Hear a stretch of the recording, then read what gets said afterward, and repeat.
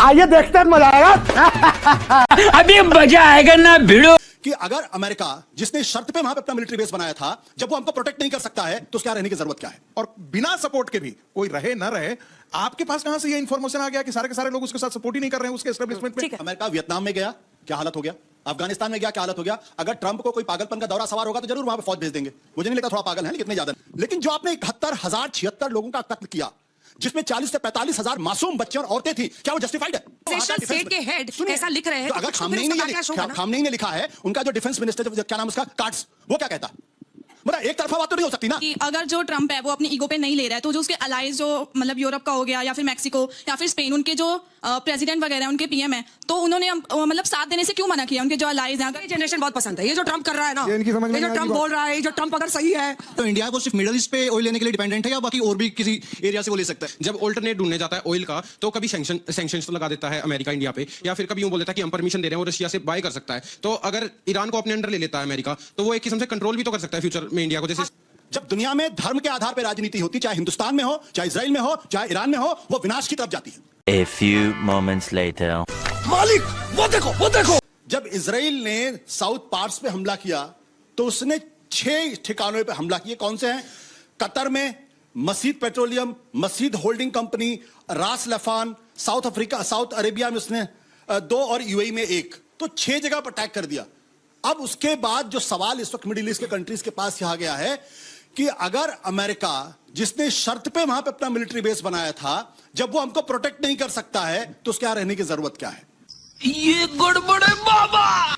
ये जो सवाल खड़ा हुआ, और साथ साथ जिस मिडिल ईस्ट के अंदर पोस्ट ऑयल इकोनॉमी क्रिएट करने की कोशिश की जा रही थी, वो पोस्ट ऑयल इकोनॉमी भी अब लोग कहेंगे यार यहां तो हर दूसरे दिन बम फटते हैं, तो हम यहां इन्वेस्टमेंट क्यों करें? तो दुनिया के तमाम बड़े इन्वेस्टर पैसा नहीं लगाएंगे। तो हो क्या रहा है? उन्होंने कहा कि ठीक है, हम अमेरिका को नहीं मार सकते, हम इजराइल को नहीं मार सकते, लेकिन जो तुम्हारा ये इलाका है वहां पे तुम्हारी हुकूमत को हम खत्म कर देंगे। ये जो सवाल है। और दूसरी बात देखिए, महत्वपूर्ण सवाल क्या है? आज की तारीख में ट्रंप अमेरिका के अंदर पूरी तरीके से अकेले पड़ गए। उनका उपराष्ट्रपति भी उनके साथ नहीं, उनका इंटेलिजेंस चीफ तुलसी गबार्ड उनके साथ नहीं है, जो केंट जो उनका काउंटर टेररिज्म का वो उनके साथ नहीं है, जो तमाम बड़े बड़े लोग हैं, बड़े बड़े लोग जो मतलब वहां पे जो पॉडकास्टर बहुत पावरफुल है। उससे कोई फर्क पड़ता है क्या? बिल्कुल फर्क पड़ता है। अभी जो सर्वे आया है, उस सर्वे में 20% लोग सिर्फ इस वॉर के फेवर में सही पकड़े हैं। उसमें भी ये कह रहे हैं, ठीक है, कि अगर बॉडी बैग्स आने शुरू तो हम आपके साथ खड़े नहीं है। वाइस मार्शल साहब, क्या वाकई ट्रंप फंस गए हैं जैसा वो कह रहे हैं? ट्रंप फंस गए क्योंकि सऊदी अरब कभी भी कह रहा है। अंजना जी कुछ बोल तो तेज बोलना होगा सर, बहुत धीरे बोलते हैं, टाइम कम ज्यादा लेते हैं। एक चीज मैं बोल दूं, देखिए अमेरिका फंस गया है नहीं फंस गया है ये आने वाले दिनों में तय होगा। लेकिन यदि आप ये कहते हैं कि वो सक्सेसफुल नहीं हो रहा है वहां पे, ये कहना थोड़ी जल्दीबाजी होगी। और बिना सपोर्ट के भी कोई रहे ना रहे, आपके पास कहां से ये इंफॉर्मेशन आ गया कि सारे के सारे लोग उसके साथ सपोर्ट ही नहीं कर रहे हैं उसके एस्टेब्लिशमेंट में? ठीक है, अभी बदत है भाई, अभी बदत है। अमेरिका वियतनाम में गया, क्या हालत हो गया? अफगानिस्तान में गया, क्या हालत हो गया? अगर ट्रंप को कोई पागलपन का दौरा सवार होगा तो जरूर वहां पे फौज भेज देंगे। मुझे नहीं लगता थोड़ा पागल है, लेकिन इतने ज्यादा नहीं। गजब बेइज्जती है। तालिबान जब सरकार आ गई थी तो बड़े लोग यहाँ पर उछल के सफीकुर रहमान की सरकार ने मैंने बीच में नहीं टोका था। आपकी सरकार थोड़ा सा बोलने दीजिए। इजराइल के अस्तित्व को कौन नकारता है? ईरान कहता है कि इजराइल को अस्तित्व में होना ही नहीं चाहिए, एक यहूदी नेशन एग्जिस्ट ही नहीं करना चाहिए, वो उनकी नजर में काफिर की परिभाषा में हम आते हैं। ऐसे इजराइल को अपने बचाव में उन ताकतों को नष्ट करना चाहिए नहीं जो हिजबुल्लाह खड़ा करता हो, जिसकी फंडिंग करता हो। अरे कहना क्या चाहते हो? जो हमास पैदा करता हो। हमास की लड़ाई क्या है? हम तुम्हारे साथ नहीं रह सकते, 2 नेशंस हमको चाहिए। क्यों चाहिए तुमको? ठीक है। और जब तुम मुसलमान हो इसलिए नहीं चाहिए, तुमको इसी देश के अंदर रहना चाहिए। खामनेई साहब खुद लिखते हैं कि इजराइल को दुनिया से मिटा देंगे, उनका पोस्ट है। देखिए अंजना, ये बहुत बड़ी बड़ी बातें की जा रही हैं। हमास को क्रिएट किसने किया? नेतन्याहू ने क्रिएट किया। क्यों क्रिएट किया? क्योंकि उनको पीएलओ को काउंटर करना था। ये भी इतिहास का तथ्य, इसको भूलो मत आप। तो फंडिंग कौन कर रहा है? ईरान नहीं कर रहा है फंडिंग। हमास को किसने क्रिएट किया? मैं सुन, एक फंडिंग कर रहा है कि नहीं? ईरान फंडिंग कर रहा है कि नहीं? हिजबुल्लाह को फंडिंग कर रहा है कि नहीं? मैंने आपको बीच में नहीं टोका। हिजबुल्लाह को फंडिंग, अरे आपने टोका नहीं, इसीलिए तो टोक रहा हूं। हिजबुल्लाह को फंडिंग कर रहा है या नहीं कर रहा है? सुन लीजिए, हमास को फंडिंग कर रहा है या नहीं कर रहा है? ये चुप है। को किसने ट्रेन किया?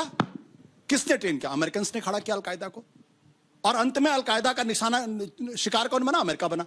हमास को किसने खड़ा किया? नेतन्याहू ने खड़ा किया। अंत में निशाना कौन बना? नेतन्याहू बने और इजराइल बना। अब महत्वपूर्ण सवाल इसमें क्या है? महत्वपूर्ण सवाल इस बात को लेकर यह कि जो 7 अक्टूबर को हुआ वो बहुत ही निंदनीय है, उसकी दुनिया में हर जगह होनी चाहिए, लेकिन जो आपने 71,076 लोगों का कत्ल किया, जिसमें 40 से 45 हजार मासूम बच्चे और औरतें थी, क्या वो जस्टिफाइड है? यही नहीं, अभी और सुनिए। अगर ये जस्टिफाइड तो मुझे कुछ नहीं कहना, मुझे कुछ नहीं कहना। और एक चीज और, ईरान आज से नहीं, बोलिए। ईरान की लड़ाई इजराइल से नहीं है, ईरान की लड़ाई अमेरिका से है। देखिए, 91 में कि मिटा देंगे। खामनेई साहब का पोस्ट है, खामनेई साहब का पोस्ट है, इजराइल को दुनिया से मिटा देंगे। नहीं, अंजना जी यही नहीं, अंजना जी साथ में ये भी जोड़ा उन्होंने ये भी जोड़ा कि दुनिया के मुसलमान यदि एकजुट हो जाएं तो कश्मीर में भारत का ऑक्यूपेशन खत्म हो जाएगा और यहूदी नेशन जैसा नेशन जो है वो एग्जिस्ट नहीं करेगा। यही खामनेई का स्टेटमेंट है ना, खामनेई का ये स्टेटमेंट है ना। ये बात मैं क्यों कह रहा हूं? मैं इसलिए कह रहा हूं कि जब 1917 में जब ब्रिटेन ने बेल्फार डिक्लेरेशन किया, उस फिलिस्तीन के अंदर जहां पे अरब्स रहते थे, आपने जबरदस्ती इजरायलियों को जाके वहां भेजा। तू समझा? हाँ। नहीं, तू समझा नहीं। और उसके बाद उसको वहां इजराइल बनने के पहले जिस तरीके से आपने गांव के गांव उड़ाए, गांव के गांव वहां आप लोग जिंदा इजरायलियों को मार दे। नहीं, ये व्हाट इज योर पॉइंट? कौन कर रहा? ये कौन कर रहा? जिन लोगों ने इजराइल बनाया। तो मैं एक बात कहना चाहता हूं, मैं इस हमाम में सब नंगे हैं। अरे भाई, ये कहिए कि इजराइल तो पाकिस्तान का एग्जिस्टेंस ही नहीं होना चाहिए था, भारत का बंटवारा ही नहीं होना चाहिए था। ईरान की बात बता दूं, भारत का बंटवारा ही नहीं होना चाहिए, भी तो ब्रिटेन ने हम पर थोपा था। ब्रिटेन ने क्रिएट, ये तक क्यों करा जा रहा है भाई इस बात को लेके कि जिस तरीके से खामनेई के पोस्ट पे कुछ नहीं कह रहे। मैं कह रहा हूं, जिस तरीके से हिंदुस्तान एक सिविलाइजेशनल स्टेट है, वैसे ईरान भी एक सिविलाइजेशनल नहीं, यही गलती है, बिल्कुल नहीं। सिविलाइजेशनल स्टेट तो ये जो प्रश्न खड़ा हो रहा है, खामनेई साहब जब लिखते हैं कि हम इजराइल को दुनिया से मिटा देंगे, इस पर कुछ तो बोलिए। अभी सुन लीजिए फिर। अभी इजराइल में अमेरिका के जो गवर्नर, जो एम्बेसडर हैं, उन्होंने क्या कहा? इजराइल को नील से लेके फ्रेटस तक सबको अरब को हटा देना चाहिए। जस्टिफाइड है? अरे खामनेई साहब की बात करें, उस पर आइए ना, एक बात तो आइए। अरे सुनिए तो मेरी बात। सिविलाइजेशनल स्टेट के हेड ऐसा लिख रहे हैं, अगर खामनेई ने लिखा है, उनका जो डिफेंस मिनिस्टर, जो क्या नाम उसका, कार्ड्स, वो क्या कहता? मतलब एक तरफा बात तो नहीं हो सकती ना। क्या बात, ये बात है कि अगर जो ट्रम्प है वो अपनी ईगो पे नहीं ले रहा है, तो जो उसके अलाइज, जो मतलब यूरोप का हो गया या फिर मैक्सिको या फिर स्पेन, उनके जो प्रेसिडेंट वगैरह हैं, उनके पीएम है, तो उन्होंने मतलब साथ देने से क्यों मना किया? उनके जो अलाइज हैं, अगर ये जनरेशन बहुत पसंद है ये जो ट्रम्प कर रहा है ना, ये इनकी समझ में ये जो नहीं ट्रम्प आएगी बोल रहा है, ये जो ट्रम्प अगर सही है तो ये अच्छा है। बैठिए। मुझे लगता है कि एक बार वाइस मार्शल इसका जवाब दे कि देखिए, क्या ट्रम्प साहब इस वजह से भी नहीं फंसे हैं कि उन्होंने स्ट्रेट ऑफ हॉर्मूज में चाहा कि चाहे जापान हो, नेटो के देश हो, वो सब आए मदद करें, बट उन्होंने इनकार कर दिया। जर्मनी ने तो साफ इनकार कर दिया। जो बच्चों का सवाल है बिल्कुल सही है कि ट्रम्प जो कर रहे हैं उसका कोई साथ नहीं दे पा रहा है, क्योंकि ट्रम्प ने अपनी ही डोमेस्टिक ऑडियंस को साथ नहीं लिया, अपनी कांग्रेस को साथ नहीं लिया, नाटो कंट्रीज साथ में नहीं है। हम लोग ये कहने की कोशिश कर रहे हैं कि सारे जो ये युद्ध हो रहा है उसमें भारत कहां पर है। अरे हम तो फकीर आदमी हैं। क्वेश्चन ये है कि जो इंडिया है वो सिर्फ मिडिल ईस्ट पे ऑयल लेने के लिए डिपेंडेंट है या बाकी और भी किसी एरिया से वो ले सकता है? रोहित देव साहब, पिछले 6 वर्षों में हमने 40 सोर्सेज ले लिए हैं वर्ल्ड वाइड, तो तेल के हिसाब से काफी ओवर डिपेंडेंस नहीं है मिडिल ईस्ट के ऊपर। जो ये विडंबना है ईरान की, वो 2 प्रकार की है।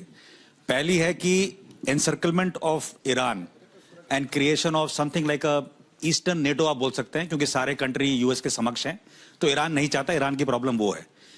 हमारी प्रॉब्लम क्या है, जो कि हमारी भी है, यूरोप की भी है, सबकी है, वो है India middle east economic corridor, जिसका आपने कभी पढ़ा होगा 3-4 साल पहले, जो भी दबी हुई थोड़ी न्यूज चल रही है।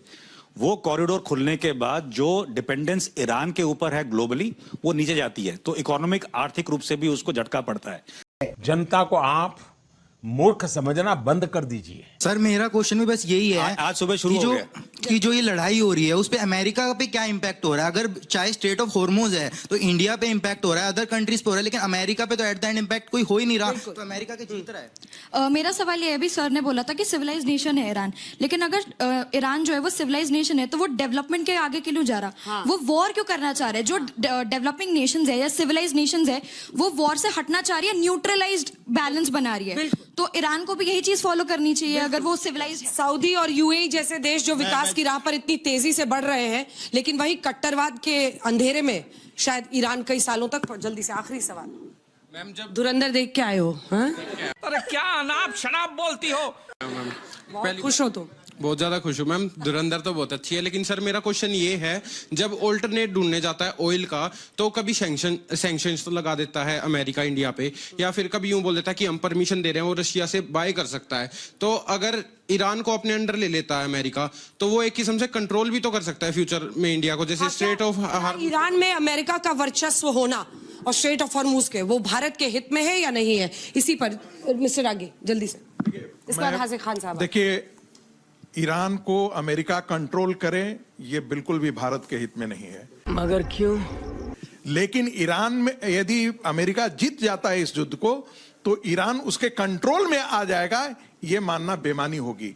आखिर खाड़ी के देश में बहरीन है, कतर है, सारे हैं, उनके हमारा व्यापार का रिश्ता है, सब चीज, सबों के साथ बहुत अच्छे संबंध है। हाजिर खान साहब, जितने प्रधानमंत्री को वहां के सबसे मेडल मिले हैं इन्हीं खाड़ी देशों से मिले हैं। अभी बदत है भाई, अभी बदत है। जो बात संगीत रागी कह रहे हैं ना, मैं उनकी काफी बात से सहमत हूं। आज दिक्कत कहां पे है? जब दुनिया में धर्म के आधार पर राजनीति होती, चाहे हिंदुस्तान में हो, चाहे इजराइल में हो, चाहे ईरान में हो, वो विनाश की तरफ जाती है। और वही विनाश आज वहां हो रहा। आज जो ट्रंप है, ये जिस धर्म के आधार पर विनाश नहीं होता है, पंथ के आधार पर विनाश होता है। जब मैंने सही बात कही तो आपको दिक्कत होगी, पैदा होगी। तो हर के लिए धर्म आधारित राजनीति करेंगे, सुबह से शाम तक मुसलमान और हिंदू करेंगे तो यही होता है। मुसलमान हिंदू करेंगे सुबह शाम तक यही होगा, युद्ध विनाश होगा उसमें। आप एक सेंटेंस बिना मुसलमान के नहीं बोल सकते। कैसी अपमानजनक बातें कर रहा है लड़का ये। अरे इतना ही संघ के, एक मिनट, आशुतोष जी, आप लड़ने में संगीत रागी जी से खुद ही मान गए कि ईरान एक कट्टर देश है। तुम सुन लीजिए ना, खुद ही मान गया। संघ के लोग इतना पढ़े लिखे होते तो ये स्थिति नहीं होती। मैं जो कहना चाह रहा हूं कि जब धर्म के आधार पर राजनीति, ईरान की प्रॉब्लम क्या है? क्योंकि वो धर्म के आधार पर राजनीति कर रहा। इजराइल की प्रॉब्लम क्या है? गांधी जी ने जब 1948 में जब इजराइल बना तो गांधी जी ने कहा कि धर्म के आधार पर एक देश बना हुआ है, हम इसको सपोर्ट नहीं कर सकते। भारत ने 2 साल लिया उसका। पाकिस्तान धर्म के आधार पर बना है, इसलिए पाकिस्तान का हाल बुरा है। बात तो सही है।